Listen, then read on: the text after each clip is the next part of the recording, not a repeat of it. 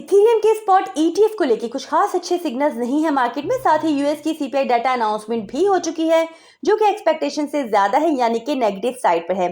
तो किस तरह से आने वाले दिनों में ये मार्केट को ट्रिगर कर सकता है, साथ ही बीटीसी को लेकर भी कुछ बहुत ही इंपॉर्टेंट अपडेट्स हैं, वीडियो में साथ जुड़े रहिएगा। जी तो जनाब, मैं हूं आपकी होस्ट इशाल फातिमा और फंडामेंटल एनालिसिस के साथ आपके सामने हाजिर हूं। ऐसा है कि आने वाले मंथ्स में बिटकॉइन जो है वो गोल्ड को खाने जा रहा है, ऐसा कहना है माइकल सेलर का। और ये बहुत बड़ी स्टेटमेंट है क्योंकि इसके पीछे जो रीज़न है ना वो बहुत ही ऑथेंटिक है।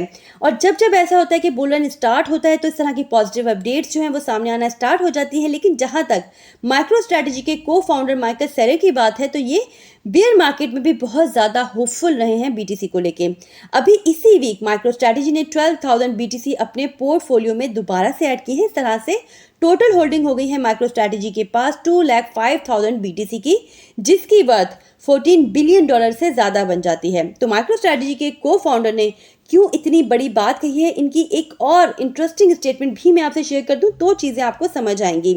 सो इन्होंने कहा है कि अगर आप टेलीपोर्ट कर सको गोल्ड को न्यूयॉर्क से टोक्यो कुछ मिनट्स में तो लोग इसे लाइक करेंगे। सो इनके अकॉर्डिंग गोल्ड जो है वो ईजी टू मूव नहीं है, जबकि बीटीसी जो कि डिजिटल गोल्ड होने के साथ साथ इजी टू मूव है, तो इसलिए ये सुपीरियर है गोल्ड से ज़्यादा। और इत्तेफाक से सिमिलर कमेंट जो है वो ब्लूमबर्ग के ईटीएफ एनालिस्ट की तरफ से भी आया कि स्पॉट बीटीसी जो है गोल्ड ईटीएफ को ओवरटेक करने के ट्रैक पर है और ये बहुत ही जल्द ऐसा होने वाला है।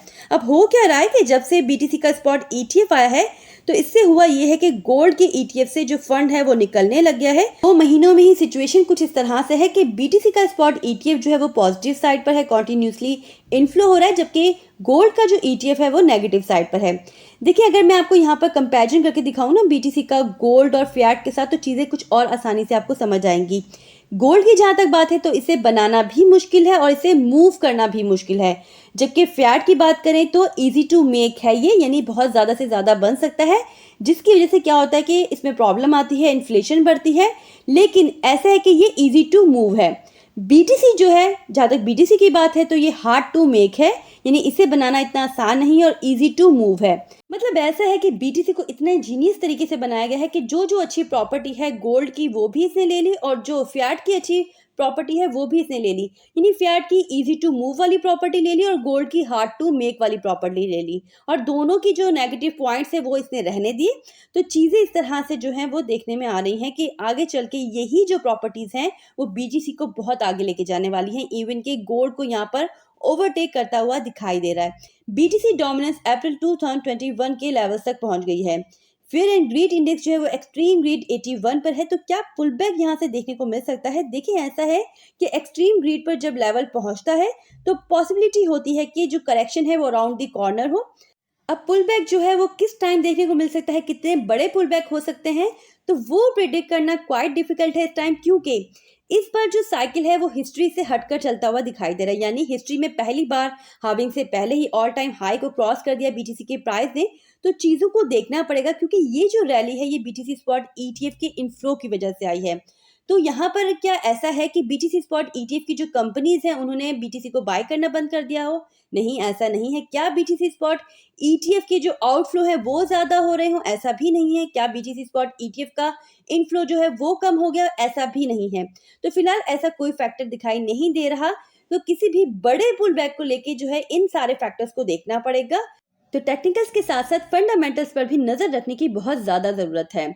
व्यूअर्स, ऐसा है कि इथेरियम ईटीएफ को लेकर भी बहुत बड़ी अपडेट है, जहां ब्लूमबर्ग के एनालिस्ट एरिक का ये कहना है कि एसईसी ने इथेरियम ईटीएफ को लेकर जो रेडियो साइलेंस रखा हुआ है वो गुड सिग्नल नहीं है, और ये लैक ऑफ कम्युनिकेशन का होना यूएस एसईसी की तरफ से बैड सिग्नल हो सकता है उनके लिए जो इथेरियम ईटीएफ के अप्रूवल को मई में लेकर खासे होपफुल हैं।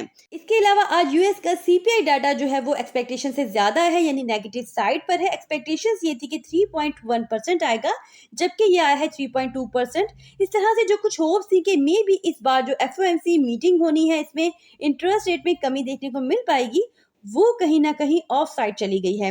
इस तरह से अब एक्सपेक्टेशन यही है कि इस बार जो 20 मार्च को इंटरेस्ट रेट का डिसीजन होना है वो अनचेंज ही रहेगा। देखिए, यूएस की जो ये फिगर्स हैं वो तमाम फाइनेंशियल मार्केट्स के लिए बहुत ज़्यादा इंपॉर्टेंस रखते हैं, चाहे वो क्रिप्टो मार्केट हो, क्योंकि ऐसा है कि पूरी दुनिया की 40% फाइनेंस मार्केट्स जो है वो यूएस के पास है, जहाँ से दुनिया भर के जो इन्वेस्टर्स हैं वो यहाँ पर इन्वेस्टमेंट भी करते हैं, इसीलिए इसका जो इम्पैक्ट होता है वो तमाम फाइनेंशियल मार्केट्स, चाहे वो गोल्ड मार्केट हो, चाहे वो स्टॉक मार्केट हो, चाहे वो क्रिप्टो मार्केट हो, उस पर पड़ता है। सो आई होप कि आज की वीडियो आपके लिए इन्फॉर्मेटिव रही होगी। अगर तो ऐसा है तो वीडियो को लाइक ज़रूर कर लीजिएगा, साथ ही साथ अपना फीडबैक कमेंट्स के थ्रू ज़रूर हम तक पहुंचाइएगा।